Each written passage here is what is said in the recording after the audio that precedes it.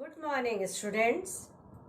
पहले तुम लोगों को हिंदी विषय का और भी वीडियो जो भेजे गए हैं उसमें तुम लोगों को 3 पाठों की जानकारी बताई गई। पहला पाठ, दूसरा पाठ और तीसरा पाठ। पहला पाठ गाता खग, उसके बाद गवई राम और उसके बाद है पेड़ पौधों की कहानी। चौथा पाठ तुम लोगों के पाठ्यक्रम में नहीं है। उसके बाद है पाठ संख्या 5, बढ़े चलो बढ़े चलो, और उसके कवि हैं श्री सोहनलाल द्विवेदी। श्री सोहनलाल द्विवेदी की बहुत सारी रचनाएं, कविताएं तुम लोग पिछले कक्षाओं में पढ़े होंगे और तुम लोग को याद भी होगा। वे प्रायः ज्यादातर स्वतंत्रता से संबंधित, देश प्रेम से ओतप्रोत कविताओं की रचना करते हैं कि लोगों में जागृति आए, अपनी स्वतंत्रता को पहचाने। जैसे अभी जो तुम लोग कविता पढ़ोगे, बढ़े चलो बढ़े चलो, तो यह भी कविता, इसका शीर्षक से ही पता चलता है हमें कवि आगे बढ़ने का संदेश दे रहे हैं। यह एक प्रेरणात्मक, एक उद्बोधनात्मक कविता है। वे हमें समझा रहे हैं कि यह जो हमारी स्वतंत्रता है बड़ा ही अनमोल है, इसे हमें अक्षुण्ण बनाए रखने का हर संभव प्रयत्न करना है। तो बच्चों, इसको समझने के लिए इस वीडियो को तुम लोग को ध्यान से देखना होगा, और पाठ को समझने के लिए, कविता को समझने के लिए सबसे पहले तुम लोग अपनी पाठ्य पुस्तक हिंदी को खोलोगे और पाठ संख्या 5 निकालो। उसका शीर्षक बढ़े चलो बढ़े चलो। सबसे पहले उसको समझाने के लिए मैं कविता का पाठ करूंगी, उसे ध्यान से तुम लोग बच्चों सुनोगे। न हाथ एक शस्त्र हो, न हाथ एक अस्त्र हो, न अन्न नीर वस्त्र हो, डटो वहीं बढ़े चलो बढ़े चलो। रहे समक्ष हिम शिखर, तुम्हारा प्रण उठे निखर, भले ही जाए तन बिखर, रुको वहीं झुको नहीं, बढ़े चलो बढ़े चलो। घटा घिरी अटूट हो, अधर पे काल कूट हो, वहीं सुधा का घूंट हो, जिए चलो मरे चलो, बढ़े चलो बढ़े चलो। गगन उगलता आग हो, छिड़ा मरण का राग हो, लहू का अपना फाग हो, अड़ो वहीं गड़ो वहीं, बढ़े चलो बढ़े चलो। चलो नई मिसाल हो, चलो नई मसाल हो, बढ़ो नया कमाल हो, झुको नहीं रुको नहीं, बढ़े चलो बढ़े चलो। अशेष रक्त तोल दो, स्वतंत्रता का मोल दो, कड़ी युगों की खोल दो, डटो वहीं मरो वहीं, बढ़े चलो बढ़े चलो। बच्चों, कविता में कुल मिलाकर 6 अनुच्छेद हैं, जिसमें से मैं तुम लोग को 3 अनुच्छेद का भाव अभी स्पष्ट करती हूँ। उसको ध्यान से सुनोगे और समझने की कोशिश करोगे। सबसे पहला खंड में है अस्त्र और शस्त्र, पहला और दूसरा पंक्ति में है।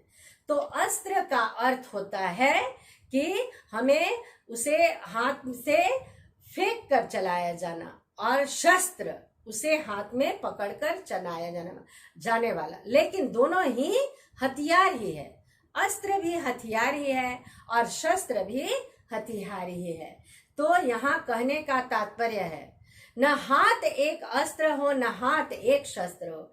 यहाँ भारत के नागरिकों को द्विवेदी जी बता रहे हैं, प्रेरणा दे रहे हैं, उन्हें समझा रहे हैं कि हमें अपनी स्वतंत्रता को कायम रखने के लिए हर संभव प्रयत्न करना है।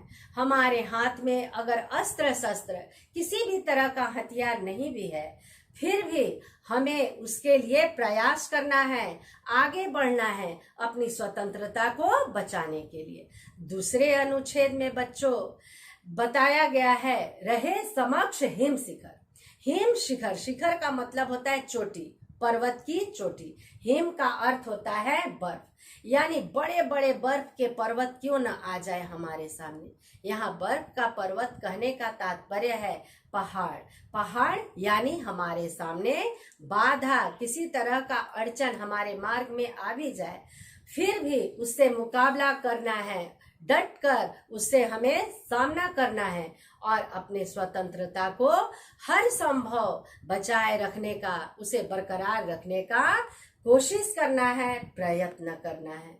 फिर तीसरे खंड में यहाँ कवि सोहनलाल बता रहे हैं, घटा घिरी अटूट। घटा का अर्थ बच्चों समझते हो, बादल को कहते हैं, काले काले जो बादल घिराते हैं।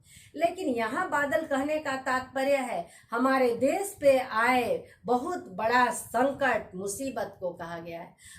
अगर हमारे भारत देश पर किसी तरह का मुसीबत, कोई दूसरा देश आक्रमण भी कर दे, तो उसे हमें क्या करना है, डट कर मुकाबला करना है और अपने देश को बचाना है, अपने देश को सुरक्षा देनी है, उसकी स्वतंत्रता को हर संभव प्रयत्न करके बचाना है। आज हम लोग बहुत सारे क्रांतिकारियों के द्वारा दिए गए यह जो स्वतंत्रता है, अनमोल जो स्वतंत्रता है, अनमोल आजादी है, इस आजादी पाकर आजाद वायु में हम क्या ले रहे हैं, सांस ले रहे हैं।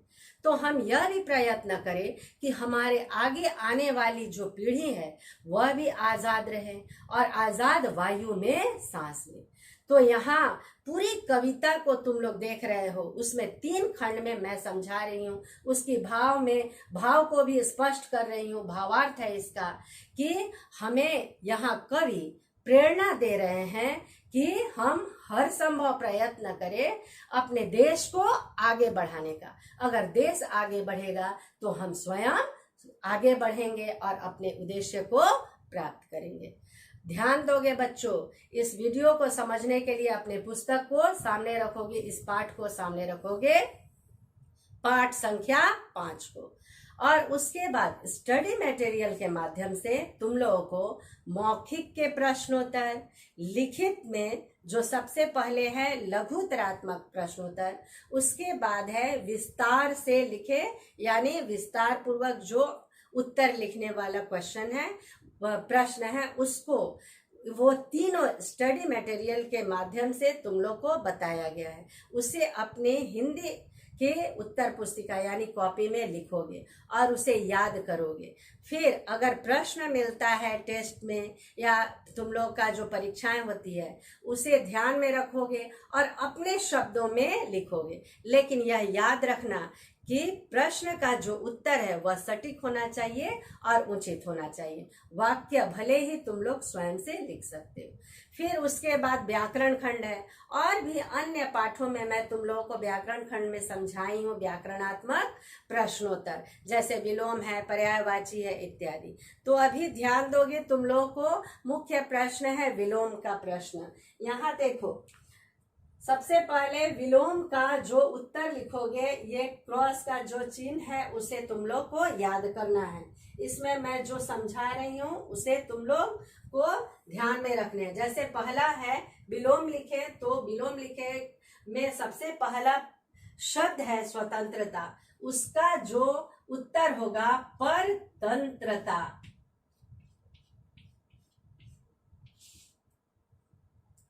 फिर है शेष, उसमें उपसर्ग लगेगा अ और उसका उत्तर होगा अशेष। फिर सुधा है, सुधा का अर्थ होता है अमृत, उसका विलोम शब्द है गरल, गरल का मतलब होता है जहर।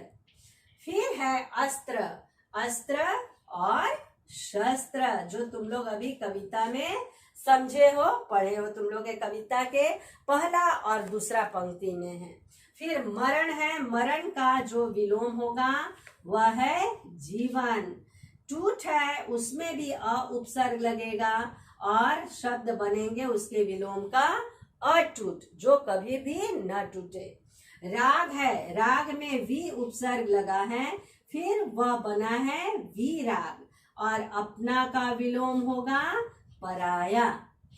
तो बच्चों, ये जितने भी विलोम शब्द हैं उससे तुम लोग भाषा का ज्ञान बढ़ता है। इसे तुम लोग को याद करना है और अपनी उत्तर पुस्तिका यानी कॉपी में लिखना है। इसके बाद वाले वीडियो में मैं तुम लोग को अन्य चौथा, पांचवा और छठा जो अनुच्छेद है उसका भाव स्पष्ट करूंगी। तब तक तुम लोग अपनी कॉपी में विलोम शब्द, मौखिक के प्रश्नोत्तर, लिखित के लघुत्तरात्मक और विस्तार से जो प्रश्नोत्तर है उसको लिखोगे और उसको याद करोगे। फिर वीडियो में जो 3 अनुच्छेदों का अर्थ बताया गया है उसे भी समझने का कोशिश करोगे और याद करोगे। आगे मैं अगले वीडियो में और भी अर्थ और भाव स्पष्ट करूंगी। धन्यवाद।